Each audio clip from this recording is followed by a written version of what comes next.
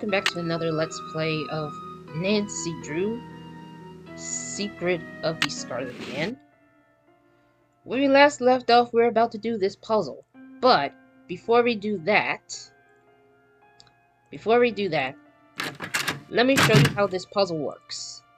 First things first, you gotta listen, if you got the, headsets or headphones, when you watch my first part of this video, you notice that what you need to do is that you need to check every auto recording that gives us a bit of detailed history. This was called Range of the Maya. So you do this. Although the geographic range of Maya cities is well known, it is difficult to determine the range of Maya influence. Some experts believe the Maya. As you can tell, this one is correct. But when you check on the other ones, let's see. The Maya used different methods to represent numbers. Here is an example of the numbers from 0 to 19, from top This has left nothing to do bottom with the right. radio. This has nothing to do with the radio. You have to check everything. Ceramic bowls, such as the one featured in this. Okay, this... I don't know if this has anything to do with ceramic bowls. Ceramic bowls, such as the one featured in this exhibit. This is like bowl offerings, but you have to check every part of the exhibit so that... I am Lord Pakal, ruler of the mighty kingdom of Palenque. Lady Zack Cook ruled Palenque before her son ascended. I am Lord. Then we go here. The Maya were pantheistic, believing in many gods who ruled. You have to listen to every exhibit thing. And this one right here, this one's going to be very, very important. Mainly because, well, this one's going to be... Strange supernatural creatures, sometimes called monsters. Maya scribes recorded the official history of the king. Okay, that one's good. And there's another one in the garden, but we're going to focus on this here. The date on this slab uses the Tzolk'in, or divine calendar. This is not the slab. The Maya ball game was a religious activity as well as a... As you can tell, it's all messed up, so what we need to do is that we need to place them in the right order. So what you need to do is that you need to... Hold on. You need to go to the shipping receiving, and you gotta do this puzzle. So in this puzzle, the reason why I call it that is because you have to place the auto in the correct position of the exhibit piece. So we're going to start over here. The Maya used different methods to represent numbers. Here is an example of the numbers from 0 to 19, from top left to bottom right. Notice how some numbers are represented with bars and dots. As you can tell, you can play the auto whenever you feel like to listen to. Hold on. We're going to go to D first. Strange supernatural. The Maya used different... We're going to go to the letter A. We're going to the letter A. The Maya used different methods.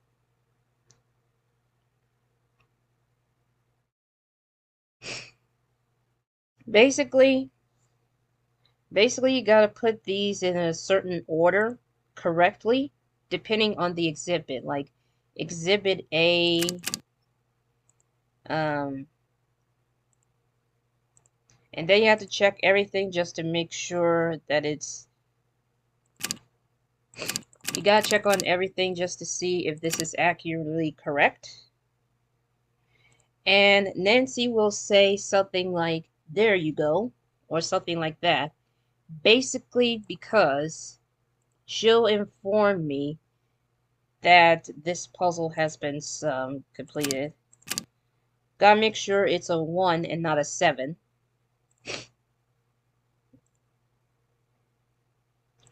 Okay, that's it for this section. We move on to the other sections. We'll move on to the other section, G.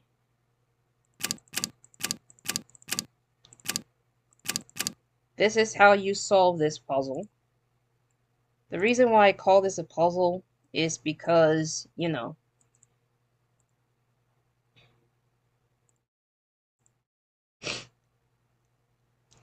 okay, this one right here, you have to go up to 15, not 15, 13. There, that looks like it's in order. And there you have it, ladies and gentlemen. That's the order of this exhibit thing, or the auto puzzle to be exact.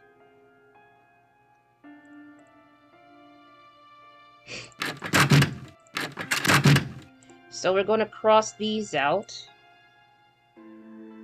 Going to cross this out. Recorder Maya numberings, which I don't understand what that is, but what I do know is that we need to get something. We need to like put some stuff back in. Here's the thing. Here is the thing. Let me see. Because I'm trying to remember. We haven't gone up to this temple here. I should put in my temple key card. Oh yeah. Basically, we need to place a key card to do this puzzle. But we're not going to do that right now because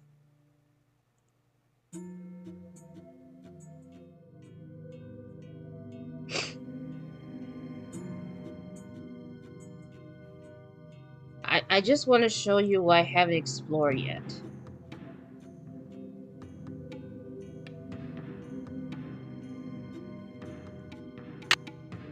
And here's the pottery thing.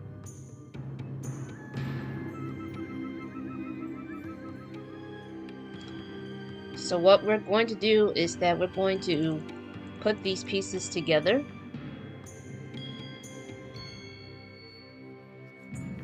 And you're probably wondering what happened to the music. I turned it down, basically so that I could do some Let's Play commentary. Oh, wait a minute. I'm not supposed to go to the desk. I'm supposed to go here. There, now I can start putting this together. So this is a puzzle that you need to solve. And you may think it's hard, but it isn't. You basically got to put the pottery together. You also got to make sure that, you know,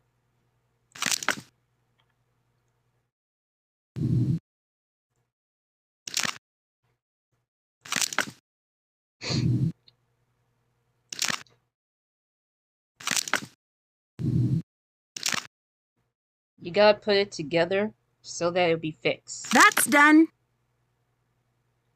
And there you have it. This is now fixed. So we're going to cross that out.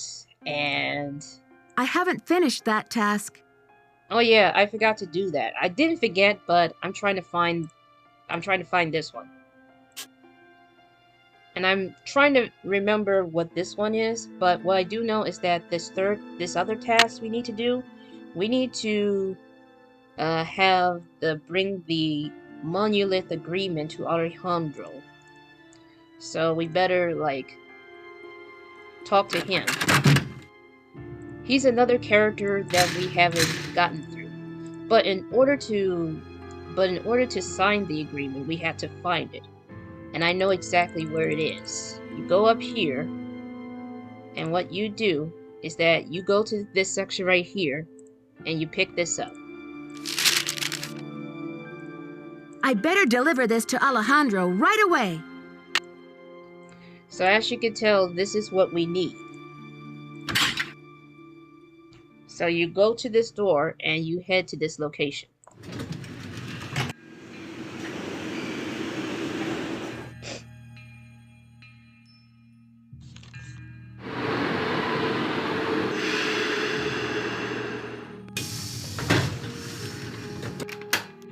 Now it's time to talk to him, but first, there's something that we need to look up. It's not important, but you can look up these things right here, those pamphlets. Alright, now it's time to talk to this guy. How may I help you? Hi, I'm Nancy Drew, the new deputy curator over at Beach Hill. So, you're Joanna Riggs' newest pirate in training. How does it feel to join the ranks with the modern-day conquistadors? I beg your pardon, but how does a deputy curator become a pirate in your book? You had better brush up on your history, young lady.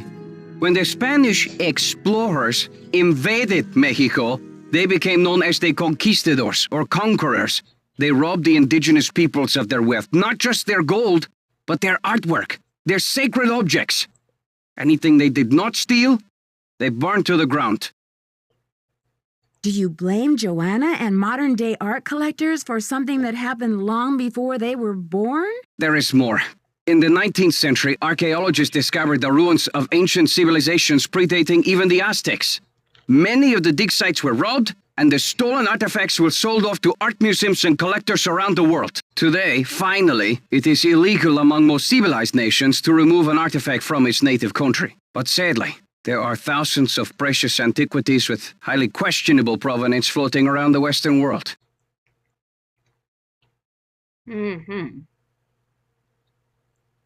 But Joanna only wants to display this artwork, to celebrate it, so the public will be able to enjoy it and learn about your people's great talents and achievements. If the American public wants to see our art, they should come to Mexico. What do you mean by questionable provenance? An artifact's provenance is the story of its origin and ownership. For example, how it made its way from a temple at Chichen Itza to a museum in Washington, D.C.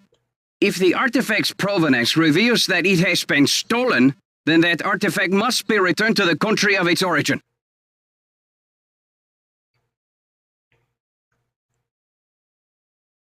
So the problem has been remedied, hasn't it? No, not at all.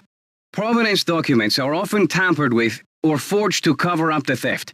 Because of this, thefts continue and a great deal of art is moved on the black market, even today. Unethical art dealers and greedy museum curators do nothing to stop this.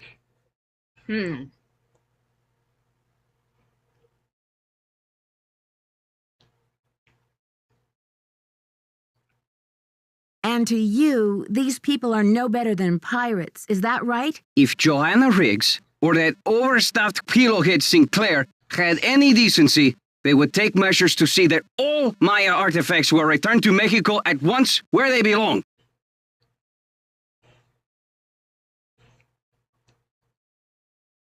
Well, I think I'll have to chew on some of these issues for a while, Alejandro. In the meantime, I do need you to sign off on these changes to the loan agreement for the monolith. Do you mind? I am still not happy that such a rare find will have its debut exhibition on American soil. But in my country too, there are people for whom money talks. I will take those documents now. Okay, so you place the documents here. Thank you. I have some business with Joanna at the museum later, so I will return the contract to her then, after I have looked it over. Actually, Alejandro, I think I'm supposed to take them back to Joanna myself. You may consider your mission accomplished. Well, okay then. Goodbye. Goodbye. So that is Alejandro. And now, I think it's time to go back to the museum. And you can also skip it. Good thing Franklin gave me the museum key. So you're probably wondering what's next after talking to Alejandro. Well, basically, I'm so It's locked. Joanna isn't here because it's the middle of the night. So, what we're going to do right now is that we are going to go to the garden.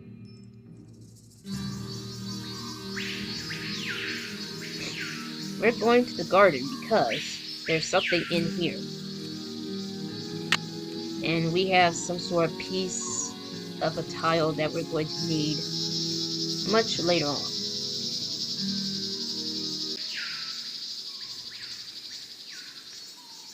So what you do is go over here, and I believe this is the monolith. But when you get closer, This side looks damaged.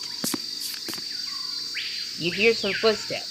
So let's see who it was. Nancy Drew, or should I say, Detective Drew. I'm Sinclair. Who told you I was a detective? I was at a meeting with the BOD recently, and I caught wind of your appointment and your credentials. Very impressive, if I do say so myself. Well, I'm not on a case right now, that's for sure. I'm the new deputy curator, remember? So, how's this for a specimen? Ever seen $1 million worth of rock before? Do diamonds count? Ouch. Well, they did say you were sharp. Seriously, though, thank goodness you're here. I'm afraid the museum may be in terrible jeopardy. What kind of jeopardy? Joanna told me to butt out, but I'm so fond of Beach Hill, I just hate to see it fall prey to scoundrels. What scoundrels? It's a sensitive subject. Meet me in my office later and I'll explain everything then. Where's your office? 707 Bing Cherry Boulevard. I've got to go. Enjoy your first day at Beach Hill. Okay, so that's Tony Sinclair. And he says something about the museum being in serious jeopardy. We don't know what it is yet. But what I do know for certain is that it's getting late. So, it's time to head to the hotel, which is where Nancy is staying.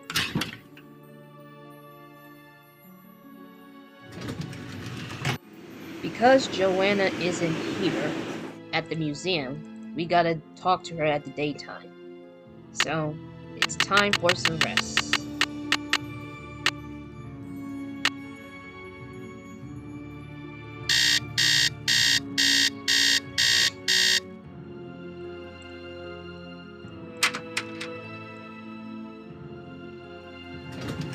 Time to head back to the museum. It is now daytime. And basically what we need to do is we need to talk to Joanna. Why we need to talk to her? Come in.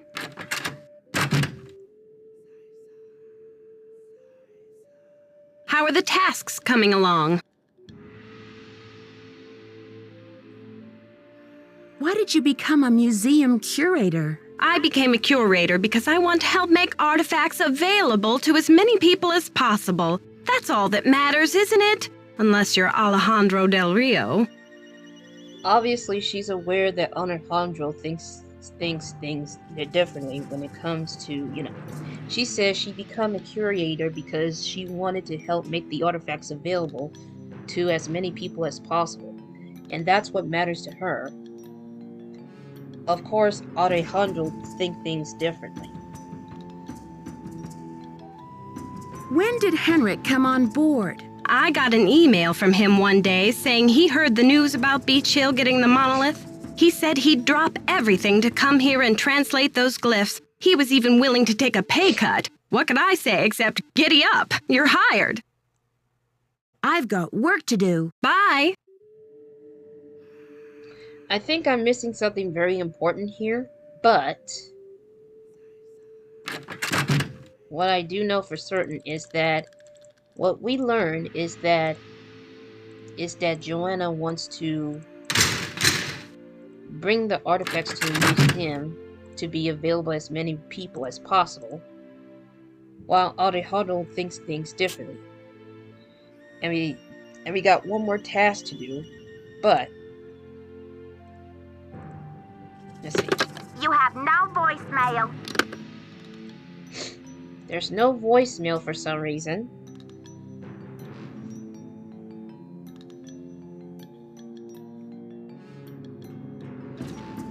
We got no voicemail at this time.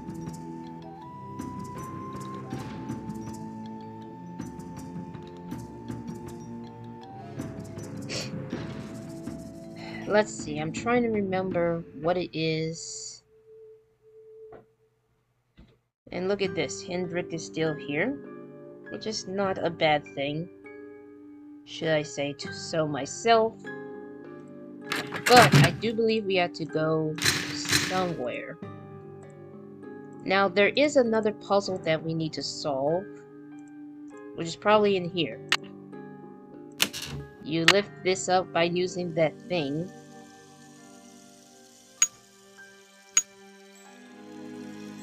Is this a glitch? No, it isn't a glitch. It isn't a glitch at all. So there's a puzzle that we need to solve, but we can't solve it yet.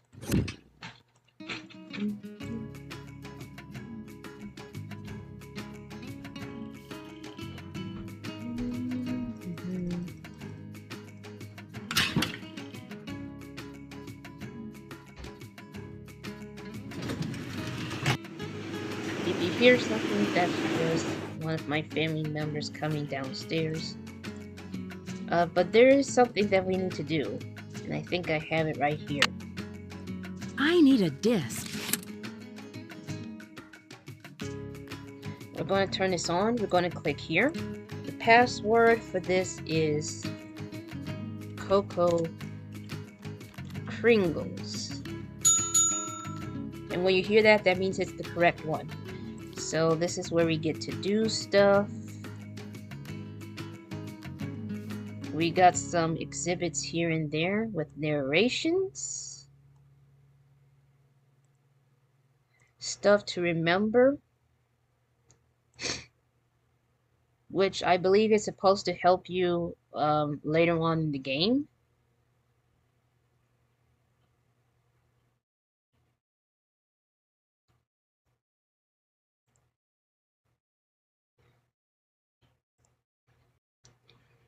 Sorry about that. I accidentally minimized the game because I was trying to click the X for, stuff to forget.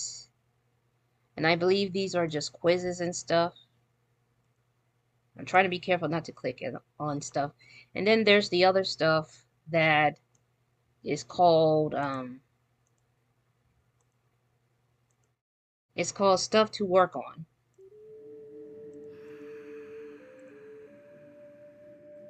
And these are just notes. And we have to check on Bess and George later. And here's where we get to call them. But first, I gotta save my game into phone. Just in case if I needed to. And I think there's something else that I need to do. But I keep forgetting. Well, I didn't forget, but it's more like I'm trying to remember of what I missed so far.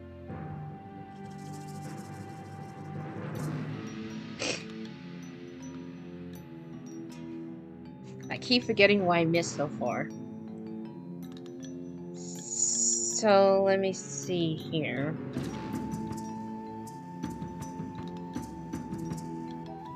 I could give this person a call. Actually, you know what? Let's do that. Let's call Bess and George. 1-523-555-4468.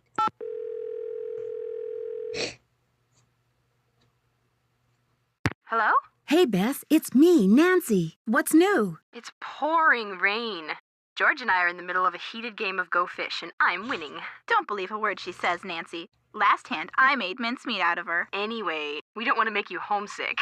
How's the internship going? So far, so good. There's a lot of excitement about the upcoming exhibit, especially since we have the Palenque monolith. The who? The monolith. It's a giant block of stone recently excavated from a cave near Palenque in Mexico. Apparently, it's a very big deal. They think it's 1,500 years old. So, have you seen it? This, monolith? Yeah, it's humongous. Must weigh a ton. Like how big? As big as A refrigerator? Maybe Bigfoot's refrigerator. Sorry, Nancy, but how would a person tell this monolith apart from, say, some other big rock? Well, for one thing, it has Maya glyphs carved into it. Glyphs? Pictures that represent words or ideas, also known as logographs. Joanna says the glyphs might be a message from King Pakal. What kind of message? We don't know yet. Henrik Vanderheun, Beach Hill's epigrapher, is working on a translation. Who was King Pakal? He's considered one of the great Maya rulers. He reigned at the height of the Maya civilization. Well, Nancy, you're sounding very curatorial. Very curatorial indeed. We've been worried that you would be a little bored without a mystery to solve, but it sounds like your brain will have plenty to chew on. The whole Maya culture is a mystery to me at the moment. The last thing I'm going to be is bored. I'm sure of that. Speaking of kings, this card game's not over yet, Bess. Yes, well, I hope you've got plenty of bait for your fishing pole, dear cousin. Okay, you two. I'll call back later. Call back soon. Yeah, and good luck. Okay, so that's Bess and George. And now I gotta save this game because in the next part of this LP, we're gonna talk to Tony Sinclair. So, thanks for watching and have a great day.